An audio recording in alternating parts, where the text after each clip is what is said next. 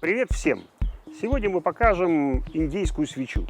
Вообще великолепное изобретение индейцев. Вы знаете, американцы у нас индейцев всех перебили, но кое-что полезного от них осталось. Жалко, конечно, индейцев. Индейская свеча – это такая вещь, которой вы можете приготовить еду фактически в любом месте на природе. Для этого не надо большого количества дров. Это очень хорошо брать с собой, допустим, на зимнюю рыбалку. Когда вы берете вот два таких полежка с собой на рыбалку, и у вас будет костер весь день. Вы будете весь день горячий чайник, вы можете пожарить свежую рыбку прямо на льду. То есть все будет красиво, эстетично и очень просто в эксплуатации.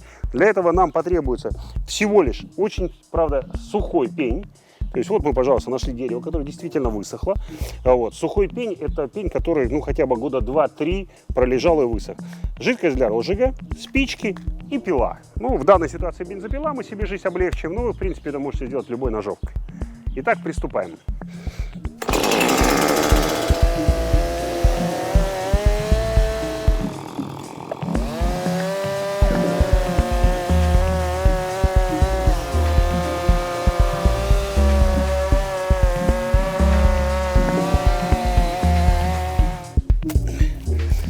Значит, пенек мы наш распилили.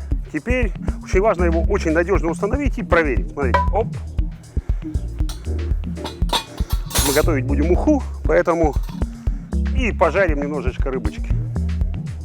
Что делаем на рыбалке, да? Вот на рыбалке я зимой так ставлю сюда чайник, и он весь день горячий.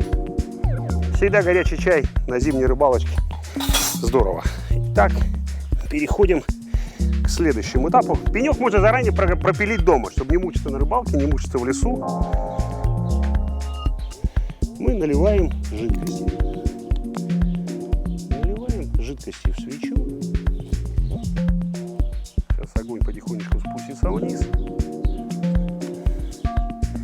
И мы с тобой можем начинать что-нибудь готовить.